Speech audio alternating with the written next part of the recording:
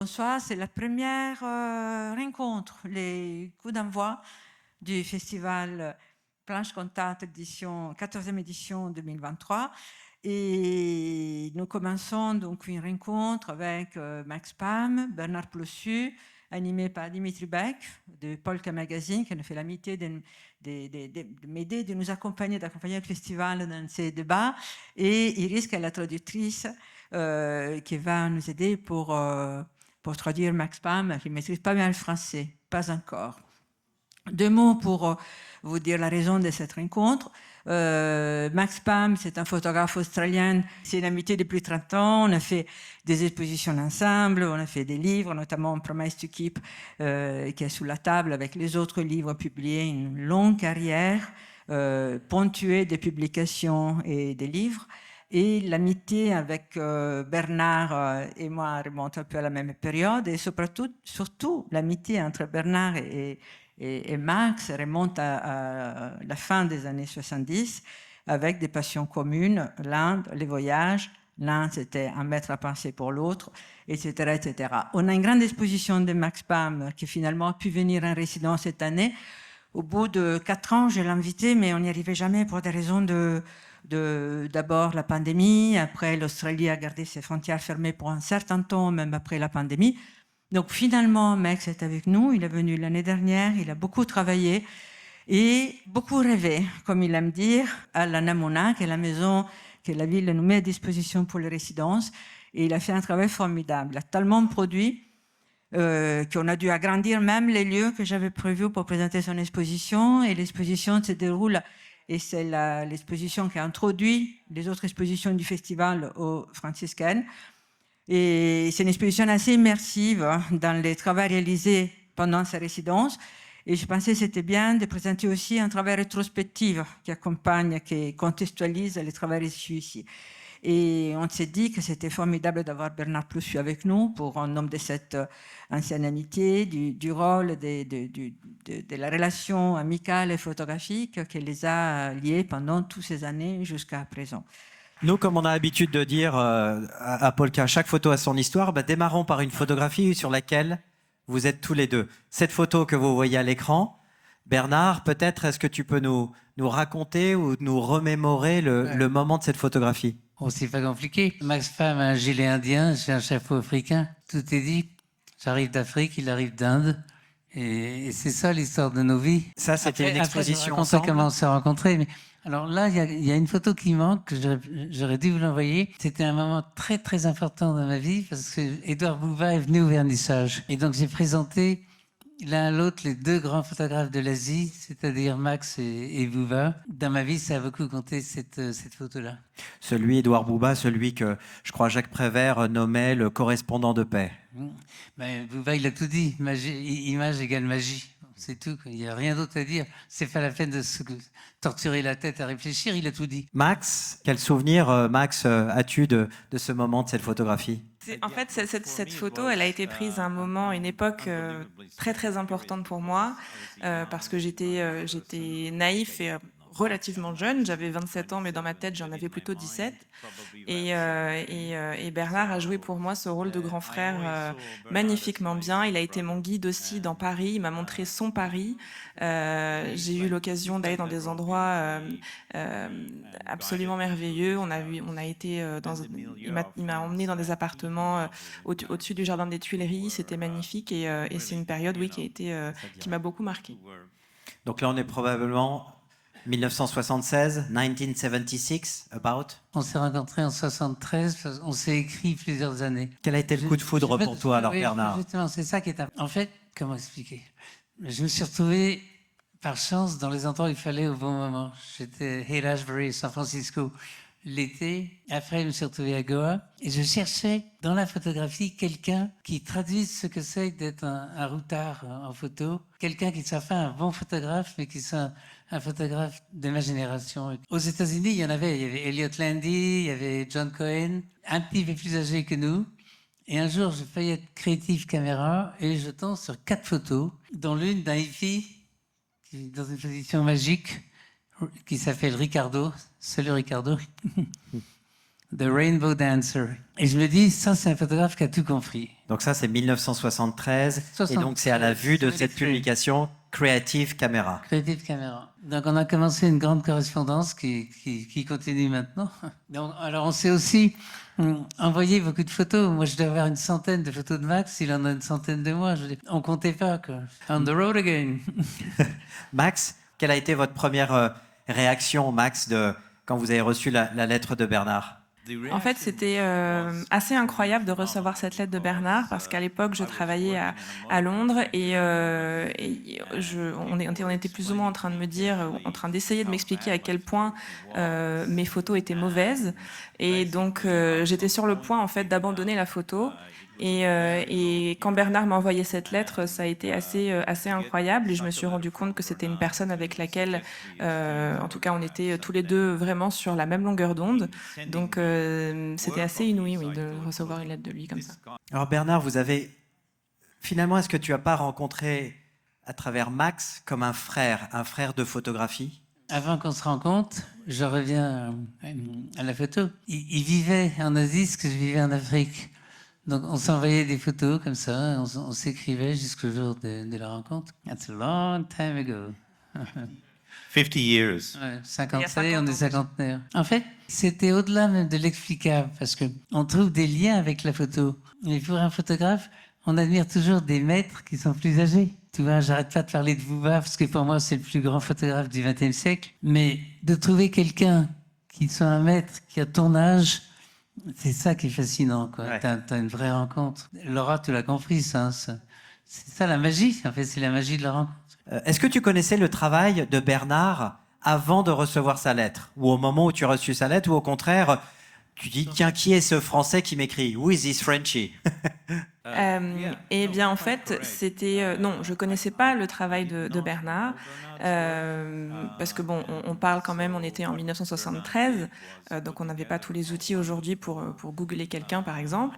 Donc, il m'a envoyé par courrier cette série de photos de lui, parce qu'effectivement, je savais pas du tout à quoi il ressemblait. Il aurait pu ressembler à Rasputin, que j'aurais pas fait la différence.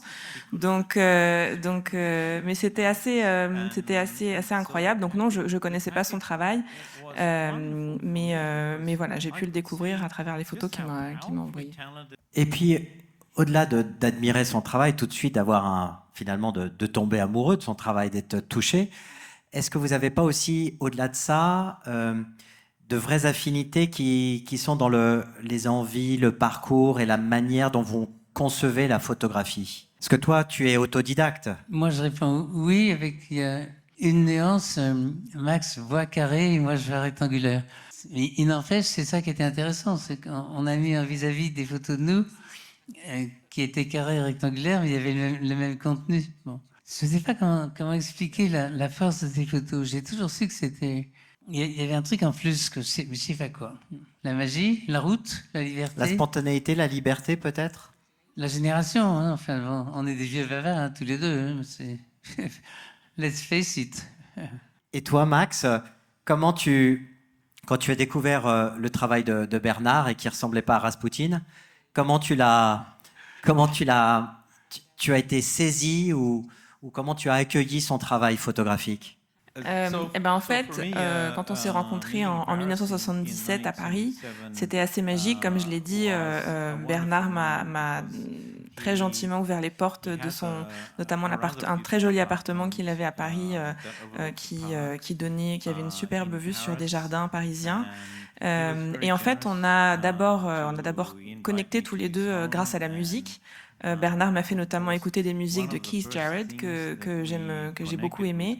Ensuite, il m'a montré sa collection de livres et c'est comme ça que notre amitié a commencé, que des liens ont commencé à se créer. Et vraiment, il m'a montré aussi une partie de Paris qui, à moi, en tant que touriste, aurait été complètement fermée, complètement cachée. Donc, il m'a d'un certain point de vue, il m'a offert Paris et ça, je lui en suis très reconnaissant.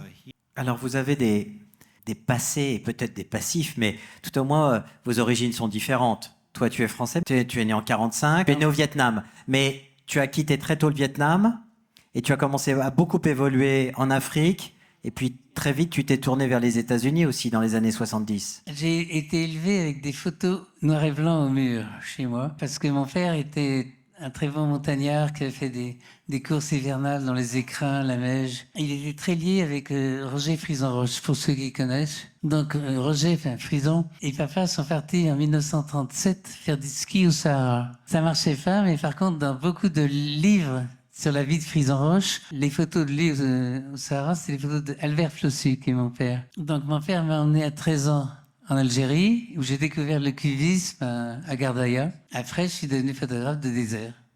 Depuis, c'est là où est né cet amour pour les déserts, pour toi. Oui, il m'a tout appris d'un coup. Le désert, le voyage et la photographie. Il m'avait acheté un Brownie Flash. Tu sais, les appareils, les faux Ouija, les petits appareils Oui, les de jeu, petits, là, ouais. qui marchent très bien, d'ailleurs, qui sont vachement bien. Là aussi, il y a un autre truc avec Max dont il fait parler après, lui poser des questions. C'est la passion qu'on a tous les deux pour les appareils jouets, les appareils pas chers. Ouais. Et ça, c'est un Bah là, langage. on a le bon aussi, exemple. ça. Hein. Là, avec ton Nicormat. C'est un langage. Ça. Voilà. Max, toi, autre continent, tu viens de Melbourne. Qu'est-ce qui a fait que tu t'es retrouvé à Londres et puis finalement aussi exposé à Paris? Qu'est-ce qui t'a amené en Europe? Et comment tu as démarré la photographie? Donc en fait, moi, dès l'âge de 5-6 ans, je savais que j'avais développé, je commençais déjà à développer une sorte de rejet, oui, ou de phobie de cette vie un peu statique en ville. Quand on parlait à l'école de mathématiques, d'algèbre, tout ça, moi j'avais qu'une envie, c'était d'aller de voyager, d'aller à Tokyo, d'aller à New Delhi, de rouler un peu ma bosse. Et j'ai vraiment développé cet amour de la route que je vois, et je suis persuadée qu'on est ce qu'on devient. Et j'ai développé cet amour comme ça de la route. La vie, je la vois un petit peu comme un fleuve. Et j'ai eu la chance du coup de rencontrer Bernard, qui je pense est sur le même fleuve que moi. On aime les gens de la route et on aime faire de la route. On aime voyager. Et c'est ça aussi qui m'a amené à la photographie. C'était toutes ces rencontres que j'ai faites au fil du fleuve. D'ailleurs, dans ces voyages, Max est très connu et s'est fait connaître avec à la fois ce livre, mais tout ce travail, donc Going East, qui était édité chez Marval, et on en reparlera peut-être tout à l'heure. Mais alors, si vous avez ça en commun, Max et toi, Bernard, le voyage et les grandes traversées. Mais alors lui, il est allé à l'Est, toi, tu es allé à l'Ouest. Qu'est-ce que tu es allé chercher là-bas et qu'est-ce que tu y as trouvé? I'm glad to be in Oak from Muskogee. Je sais pas. Je sais qu'une fois, il est venu me voir à Santa Fe et il m'a dit « Qu'est-ce que tu fous là? Tire-toi. » You remember? What are you doing here? Get out of there. Max n'a pas du tout apprécié que je vive aux États-Unis. Pourtant, tu y es resté quand même assez longtemps. C'est une anecdote, mais bon. Ouais. Ça en dit long sur Max. Moi, j'ai vécu là-bas. Quand je suis rentré, je me suis marié avec Françoise Nunez. Elle n'a jamais voulu aller aux États-Unis non plus. Il y a des gens qui ne sont pas intéressés. Bon, moi, ça m'intéressait pour le désert, donc la suite de l'histoire de mon père. Mais enfin, ça, c'est très personnel. Je vais dire à Max, I told him that another thing together is the use of cheap cameras. Oui, Bernard fait référence à ce qu'il disait, c'est que tous les deux, ils ont cette passion pour les caméras pas chères, enfin, vraiment presque des jouets. Tout à l'heure, voilà, on montrait le Nicormat, mais pareil, tous ces petits boîtiers qui sont pas forcément les plus sophistiqués, alors que les belles marques qui font des très beaux boîtiers ne soient pas vexées, hein, mais il y a de la place pour tout le monde. Mais du coup, voilà, c'est ça aussi qu'ils ont en commun tous les deux, c'est cette notion de voyage, et puis voyager léger avec ces petits appareils. En fait, il faudrait lui demander à quel moment il commence à ne plus servir de l'appareil normal. Tu verras, il y aura une réponse intéressante. À quel moment, justement, Max a commencé à changer de boîtier? En fait, ce qui m'a amené à ce type d'appareil photo, en fait, c'est Bernard, parce que quand j'étais à Paris avec lui, ça m'a beaucoup frappé. Il utilisait un Kodak à l'époque, tout simple, et il prenait des photos du métro parisien, et ça m'avait beaucoup, ces photos-là m'avaient beaucoup plu. Et ce qui est bien aussi dans ce type d'appareil, contrairement à quand on embarque avec soi un Leica, un Nikon, et que là, on passe vraiment on risque en tout cas de passer pour un photographe professionnel, avec des appareils un petit peu plus basiques, un petit peu plus petit et léger, on arrive à se fondre dans la masse et à être un petit peu plus caché, sans pour autant voler l'image des gens qu'on va prendre en photo. Mais j'ai trouvé ça c'est ça que j'ai trouvé assez sympa. Et l'anecdote, bon, c'était à l'époque où donc on se trimballait avec nos appareils photo à $5. Il faut se dire aussi que c'était à l'époque avant que le bloc de l'Europe de l'Est ne tombe un petit peu en ruine, en tout cas s'abîme comme on le sait à travers l'histoire. On se disait qu'on était un peu comme des touristes de Bucarest, quoi, alors qu'on faisait nos photos pro, mais on se sentait un peu comme des touristes de Bucarest. En fait, je crois que your camera was a Diana, non? Diana, absolutely, yeah, Ouais, classic. c'est un Diana, c'est un appareil plastique. Et moi, c'était un Aquamatic, qui était un appareil. C'est Jean-Jacques Dodge qui m'avait donné ça dans les bureaux de photo-cinéma.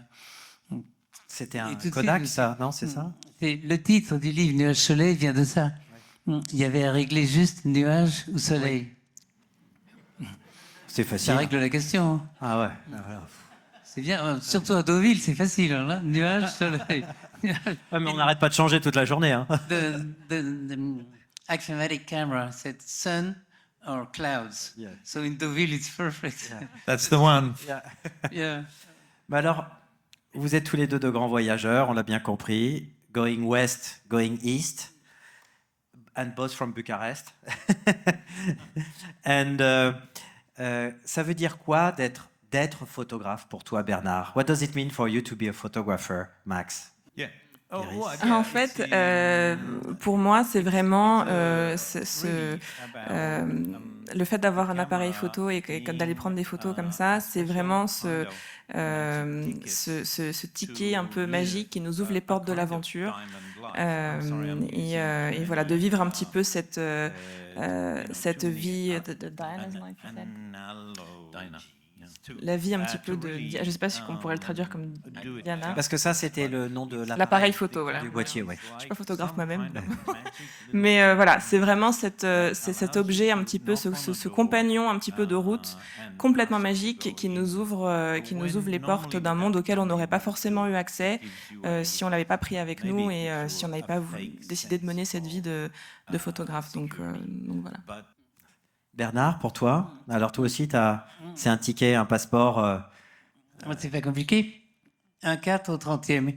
J'ai une photo à faire de vous, je la fais. Est-ce que je suis le seul dans la salle à avoir un appareil de photo? On n'est pas nombreux, on est deux. Y a-t-il des gens qui ont un Ça aussi, appareil c'est- photo avec eux? La grande différence entre le il y en a 20e et le quelques-uns. 21e siècle. Ouais. Voilà. Moi, je peux pas ne pas avoir mon appareil de photo. Si je dors et que la table de nuit est belle, si j'ai pas l'appareil de photo, il n'y aura pas de table de nuit. Si je vais dans une rue qu'une fille danse et que j'ai pas l'appareil de photo, il n'y aura pas de photo de la fille dansant dans la rue.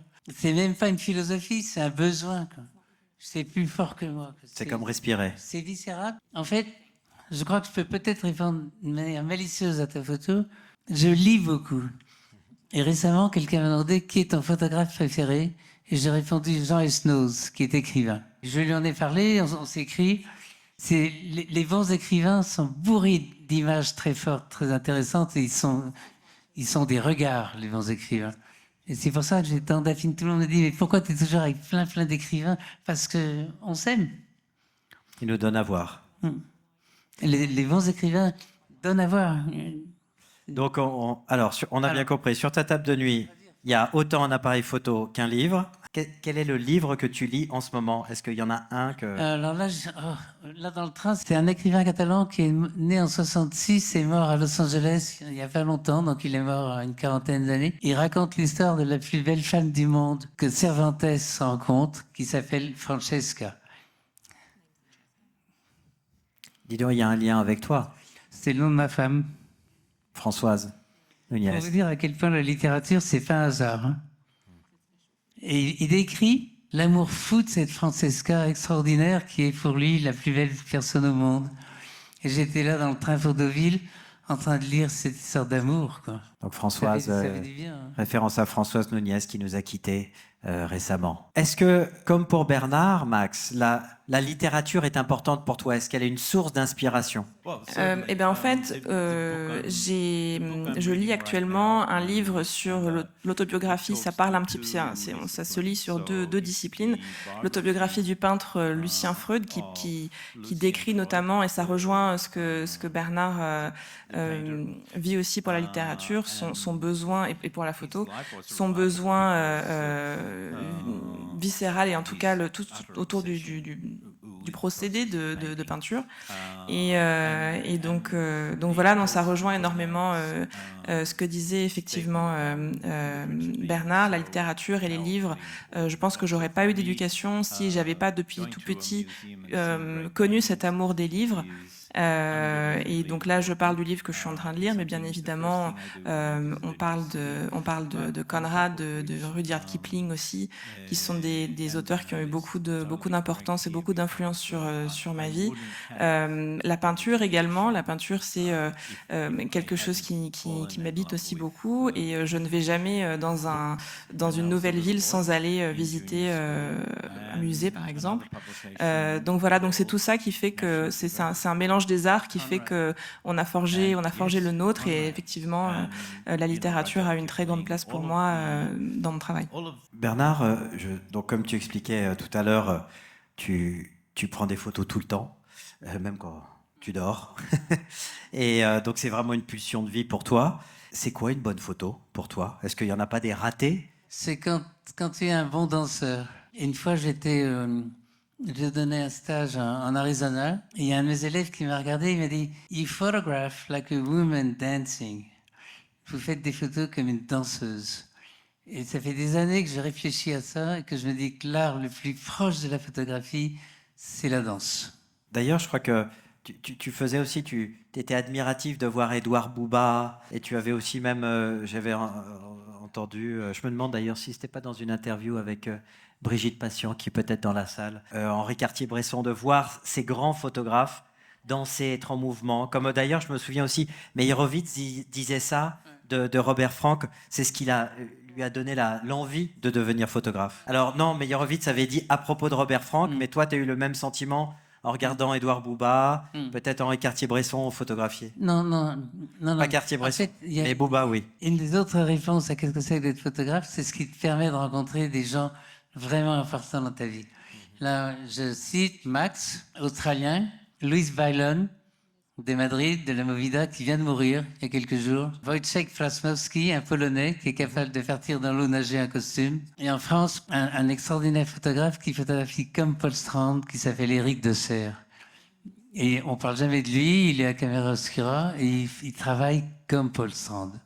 C'est d'une élégance, et d'un silence, et d'une discrétion qui sont le contraire du tape à l'œil. Je suis sidéré qu'il soit si peu connu en France. Dans 36 vues, le livre que Rémi Noël a publié, je fais une page entière sur...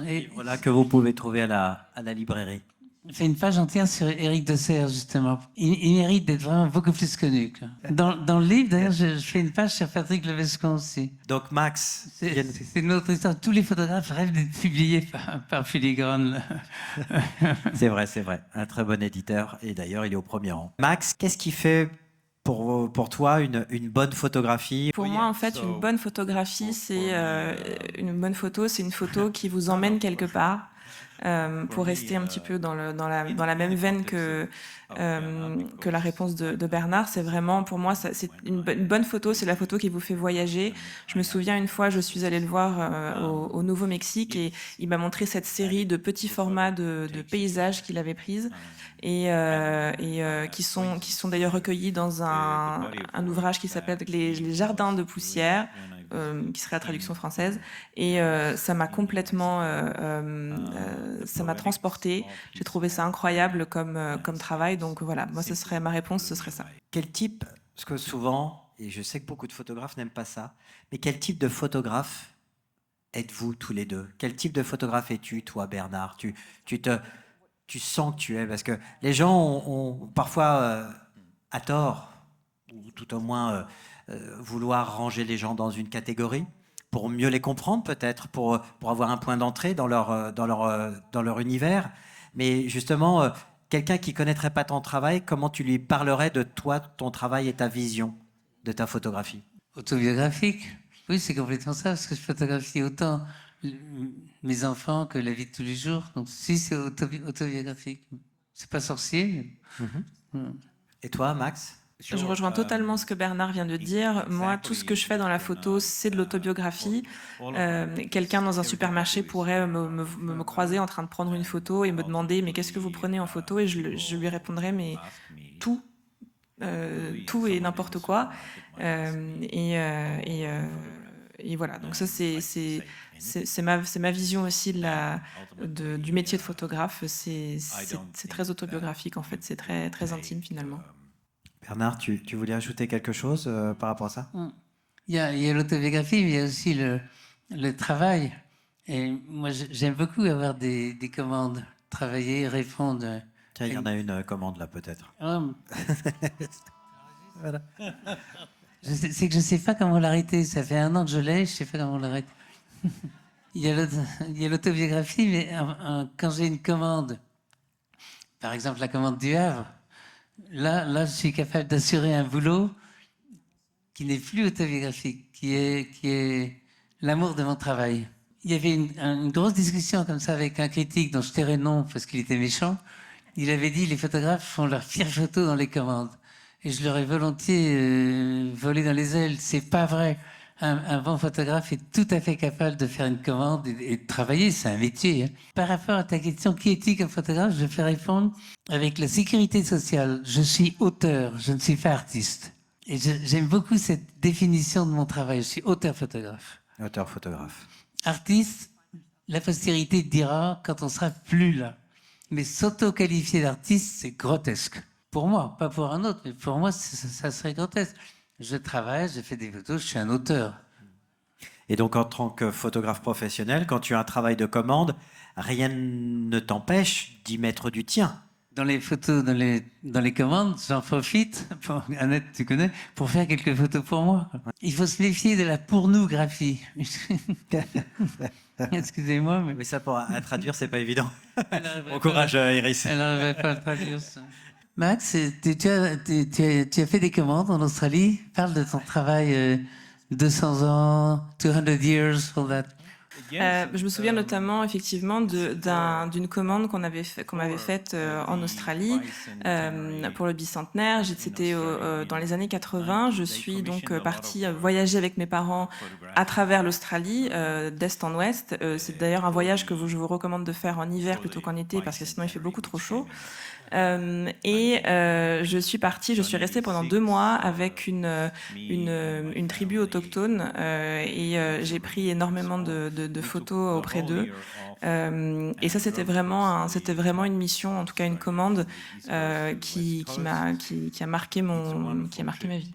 Vous avez tous les deux incroyablement voyagé de façon très libre dans les années 60, 70, 80, une période où tout semblait sans frontières presque, où c'était très très facile. Qu'est-ce que vous pourriez dire, qu'est-ce que vous donneriez comme conseil à des photographes qui ont aujourd'hui 20 ans, quand vous commenciez à photographier, avoir cette liberté, sachant qu'il y a de plus en plus de murs, de plus en plus de barrières, de visas, de contraintes, d'interdictions pour voyager et photographier. Qu'est-ce que vous diriez, qu'est-ce que vous dites peut-être aux photographes qui vous posent ces questions-là? Dites, tiens, Bernard, moi aujourd'hui, voilà, je viens de tel pays, je suis indien, enfin, ou je suis américain, ou je suis mexicain. Aujourd'hui, photographier mon pays, il n'a pas le même charme que celui que tu as pu photographier. Quel échange tu as avec les photographes d'aujourd'hui par rapport au pays que tu as pu, et les voyages que tu as pu réaliser auparavant? Ben, j'en vois beaucoup, ils n'ont pas les mêmes problèmes de frontières. Enfin, disons que nous, on avait moins de problèmes de frontières que maintenant. Déjà, les voyages au Niger et au Mali, je ne pourrais plus y aller. Il faut faire attention, mais c'est plus difficile. Ça se comprend aussi. Le problème, c'est que dans les pays où on a voyagé, il y a tellement de gens qui ont fait des tas de photos, téléphones, souvenirs et tout, qu'ils en ont marre, quoi. Ils en ont un peu marre de nous. Et donc, un jeune photographe, maintenant, a plus de difficultés à convaincre des gens qui voyagent dans notre pays de sa sincérité, parce qu'ils sont harcelés, quoi.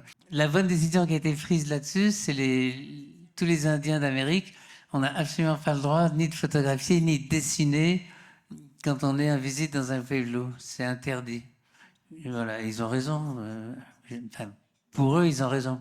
Un jeune photographe maintenant, on ne pose pas ce genre de problème. On parle plutôt de numérique et argentique chez les jeunes photographes. Là. On en parlait tout à l'heure. Il y a excuse-moi, je t'appelle jeune, qu'un Leica, c'est devenu plutôt rare. Bon, je dis pas que c'est pas bien le numérique, j'aime bien, si on sait bien faire ce qu'on a envie de faire. Moi, je pourrais pas. Et toi, tu continues à travailler à l'argentique? Bah, c'est des questions de bruit, c'est le clic, c'est les ressorts, c'est comme la machine à écrire. Quand j'écris à Internet sur l'ordinateur, ça n'a aucune sensation, aucune sensualité. C'est pas charnel. Kerouac écrivait à la machine à écrire quand il n'aurait jamais écrit sur un ordinateur. Je crois. Hein. Max? Eh ben en fait, je me sens assez chanceux et je pense qu'on est assez chanceux, Bernard et moi-même, d'être nés et d'avoir vécu dans cette deuxième période du XXe siècle, parce qu'effectivement, comme on l'a dit, c'était une période très libre, notamment dans les voyages. C'est une liberté qu'on a perdue aujourd'hui. Aujourd'hui, avec Internet, avec les réseaux sociaux, on se sent presque obligé de prendre des photos de tout et n'importe quoi, et surtout d'en ramener. Nous, à notre époque, quand on voyageait et qu'on prenait nos photos, une fois qu'on était dans le train ou dans l'avion, on répondait plus à personne. C'était très compliqué d'appeler nos parents ou nos amis depuis l'étranger. C'était très cher. Moi, j'écrivais des lettres à mes parents peut-être tous les 6 mois, je sais pas. C'était une autre manière de communiquer. Et donc, on se sentait beaucoup plus libre une fois qu'on était parti. On avait de compte à rendre à personne finalement. Et notre travail serait vu à notre retour, ce qui n'est plus du tout le cas aujourd'hui. Ce monde-là et cette période-là, cette liberté-là, malheureusement, a disparu pour cette génération.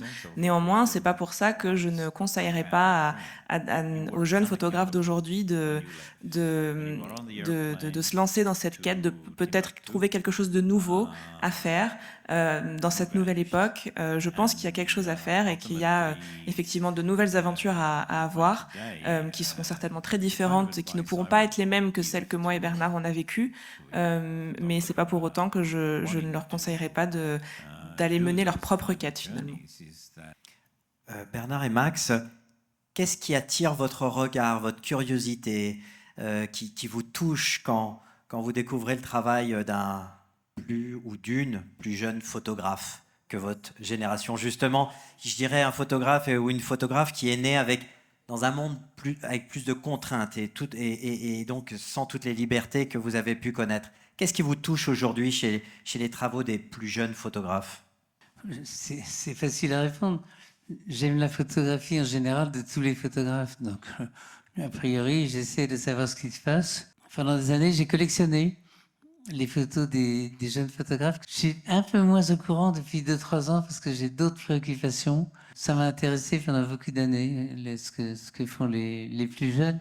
De la même manière qu'avant, nos aînés étaient intéressés par ce qu'on faisait. Quoi. Il y a une expo sur 100 photographes une fois. Donc j'ai choisi une centaine de jeunes, mais j'en ai oublié 5 ou 6. Alors j'étais très contrarié contre moi-même. J'ai travaillé trop vite. Mais j'aime bien la photo des autres. Je sais pas quoi dire, qu'ils soient jeunes ou vieux, finalement, ça m'est égal. Et Max, tu étais en résidence l'année dernière, dans Cadeauville, et on voit le résultat en exposition avec 70 diptyques qui sont présentés donc en première partie de ton exposition, avant de retrouver les images d'archives dans cette magnifique exposition là qui est aux Franciscaines. Justement, qu'est-ce que, à ce moment-là, tu étais certainement le senior de tous les photographes, qui pour la plupart étaient beaucoup plus jeunes. Qu'est-ce que tu as appris qu'est-ce que tu as appris à leur contact, à tous ces photographes qui étaient également en résidence et qu'on retrouve d'ailleurs sur beaucoup des photos? En fait, moi, ce que j'ai là où j'ai beaucoup appris, c'est justement en enseignant la photographie pendant 20 ans en Australie. Et j'ai beaucoup appris auprès des étudiants, finalement. J'ai arrêté, par exemple, de la photo en noir et blanc et j'ai commencé grâce au fabuleux laboratoire qu'on avait à l'université, à développer de la photo en couleur, par exemple. Et non, c'est vraiment grâce à mes étudiants que j'ai appris et j'apprends encore à être un citoyen un peu plus âgé qui fait de la photo. Mais auprès d'eux, oui, non, j'ai beaucoup appris. Je sais que Bernard, toi, tu es très attaché à, pas uniquement à ta photographie, bien évidemment, mais à l'après, c'est-à-dire ce qui va être fait de ta photographie, c'est-à-dire au travail des autres qui est fait avec tes photographies au tireur. Quelle est cette valeur ajoutée? Est-ce qu'il y aurait des photographes sans les tireurs? Non. Bon, bah, c'est clair. Alors, Moi, et pourquoi? je ne ferais pas de couleur si Fresson n'existait pas. C'est lié à Fresson, que je connais depuis 55 ans. Le noir et blanc, j'ai tiré, je tire mal. Et comme je tirais mal, ça me prenait du temps. Et je préférais aller faire des photos que faire des tirages. Mais là, c'est le privilège de la France, c'est qu'il y a toujours eu des bons tireurs en France. Bon, récemment, c'est avec Guillaume Jeunesse. À la maison, pour les photos perso, des centaines de tirages merveilleux de Françoise Nunez, ma femme. Oui, qui était autant photographe que tireuse. Elle était photographe et tireuse. Moi, je crois que j'ai gagné beaucoup de temps en construisant mes archives en ne les tirant pas. C'est-à-dire après, quand on les a tirés, c'est en fonction de l'offre et de la demande. Mais j'aurais perdu la moitié de ma vie si je l'avais passé au labo. Je m'installe en Espagne. Bon, je vais voir un comptable. On va voir un comptable pour Françoise et moi. Qu'est-ce que vous faites dans la vie? Photographe. Vous avez un magasin? Non. Ah, vous êtes photographe à l'air libre. Et en Espagne, mes papiers étaient photografo à aire libre. Photographe à l'air libre. C'est vraiment beau, quoi. Ça, hein, c'est bien? C'est très beau. C'était ma définition. Mais j'adore. Merci. Max, à quel point la post-photographie, c'est-à-dire tu prends ta photographie et ce qui va être fait d'une image que tu as capturée, à quel point c'est important, tu la travailles, elle a une vie après pour toi? Parce que justement, c'est intéressant, dans ton exposition, les diptyques dont je parlais tout à l'heure, ils sont sur un papier japonais et on voit qu'il y a des propositions différentes. Max tire très bien aussi. En fait, non, moi, ça fait à peu près 23 ans que je ne tire plus. Pour moi, ce qui est vraiment très important, c'est les livres. Et ce livre-là, Going East, c'est mon premier livre. J'avais 43 ans quand ce livre a été publié, donc pour en revenir un peu à la question des jeunes photographes, j'aimerais aussi leur dire que ça prend du temps de construire son travail. Donc soyez patients, ce serait mon deuxième conseil. Et vraiment surtout, donc voilà, les livres et d'avoir des amis, parce que le système et la société ont tendance un petit peu à nous écraser, à nous oublier, mais les amis, non, eux, ils tiennent à ce que vous faites et à ce que vous allez devenir. Et moi, ça a été le cas notamment avec Bernard. J'ai pu développer cette amitié presque intemporelle avec lui. C'est d'ailleurs lui qui m'a aidé à publier ce livre parce qu'il connaissait une des personnes du coup dans cette maison d'édition. Et c'est grâce à lui si ce livre a vu le jour et je lui en suis extrêmement reconnaissant. Et voilà, moi j'ai eu la chance d'avoir ce mentor, ce grand frère qui a guidé mon travail dans la photo. Et ce livre-là, pour moi, c'est plus important maintenant que les tirages. Et lui, Bernard, il en a publié des centaines, tous aussi bons les uns que les autres, à tel point qu'à un moment donné, je me suis même dit, mais moi j'ai envie d'être Bernard en fait. Et voilà, donc pour en revenir à ça, moi c'est vraiment les livres qui comptent plus que tout, parce que ça reste ce que les gens vont faire de nos photos, s'ils les achètent, s'ils les commandent, ça c'est encore autre chose. Et ce que notre travail va devenir plus tard, c'est une autre question, mais au moins on sait que les livres sont là, ils ont été créés et ils vont rester. Avant de vous passer la parole, tu voulais ajouter quelque chose, Bernard? Un dernier mot. En tout cas, de notre génération, on a fait tous les deux de la couleur et du noir et blanc. Il y aurait quelque chose à faire un jour, une vraie rencontre entre les vieux photographes et les jeunes photographes. Qu'est-ce que c'est que la couleur et qu'est-ce que c'est que le noir et blanc? Je pense que dans les jeunes photographes, il y a plus de couleurs. Il y aurait un débat critique à faire là-dessus. Je connaissais pas Cartier-Bresson, mais j'aurais adoré lui montrer des tirages Fresson pour lui montrer que la couleur, ça existe aussi. Si j'avais pu le voir, je lui aurais amené les 2 livres que j'ai fait avec Texel, Western Color et Tirage Fresson, pour lui montrer que la couleur existe aussi, parce qu'il y avait ce mythe. C'est une autre forme de couleur. Et blanc. Et pourtant, alors, le débat, ça serait peut-être l'année prochaine. Quand voit-on en couleur, quand voit-on en noir et blanc? On a d'autres rencontres à prévoir ensemble. Non, mais c'est une idée qui permettrait de confronter 2 ou 3 générations. Ben, on va passer le micro à la salle. Si vous avez des questions. Max, l'écrit est apparu très tôt sur tes images, d'abord sous forme de légendes ou de textes sur les tirages que tu vends chez Camera Obscura. Puis le texte est apparu dans tes bouquins et sur ton dernier livre, pas d'essentiellement textuel, mais où le texte prend le pas presque sur l'image. Donc je voulais savoir, pour toi, ce parcours et cette importance de l'écrit, qu'est-ce que tu projetais dedans? Pourquoi l'écrit prenait presque le pas sur l'image? Merci, c'est une très bonne question.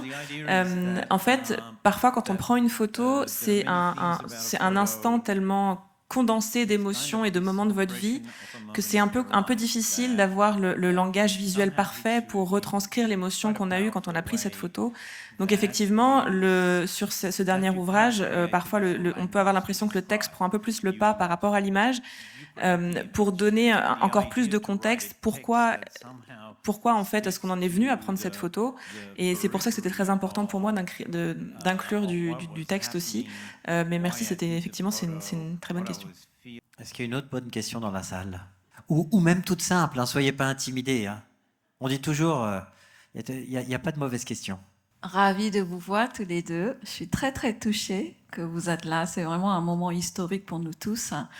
J'ai envie de savoir quand est-ce que vous allez sortir le livre de vos correspondances. C'est assez drôle parce que effectivement, on en parlait avec un ami américain qui lui-même est éditeur il n'y a pas si longtemps que ça, de la manière dont on pourrait publier. Lui, ça l'intéressait aussi effectivement de savoir quand est-ce que, si on pourrait en fait publier ce recueil de lettres qu'on s'est échangées toutes ces années. Il faudrait vraiment penser très minutieusement à la manière dont ça pourrait être publié. Il y a des lettres, j'ai toujours la toute première lettre que Bernard m'a envoyée et elle est très très importante pour moi. Elle est arrivée, comme je l'ai dit plus avant, à une période très spéciale pour moi. Mais il y a aussi des lettres où on parle de nos vies, de moments tellement intimes de nos vies que ce serait pas publiable. Donc c'est trop intime. Donc c'est vrai qu'il faudrait penser à un format qui soit assez particulier pour rendre justice aussi à cette amitié qui est tellement indescriptible finalement. Je pense qu'on ne pouvait pas mieux terminer que comme ça, avec de très belles évocations et surtout un devenir. Donc il y a une suite. Donc merci beaucoup pour cette dernière question. Merci beaucoup Iris pour la traduction. Max, Bernard, merci infiniment à vous deux. Je vous rappelle, à la librairie, vous pouvez retrouver des livres de Max Pam. Et également, je vous à ne pas manquer son exposition qui est vraiment magnifique, remarquable. Et puis Bernard Plossu, son dernier livre sorti chez Contre-jour, Le voyage mexicain et Jungle, donc réédition et à la fois un ajout. Donc vous pouvez retrouver à la librairie également, et puis plein d'autres livres à venir, et surtout celui que l'on attend avec impatience, c'est votre conversation, autant visuelle, intime, et j'en passe. Merci à vous deux. Merci, bonne soirée, et à très vite.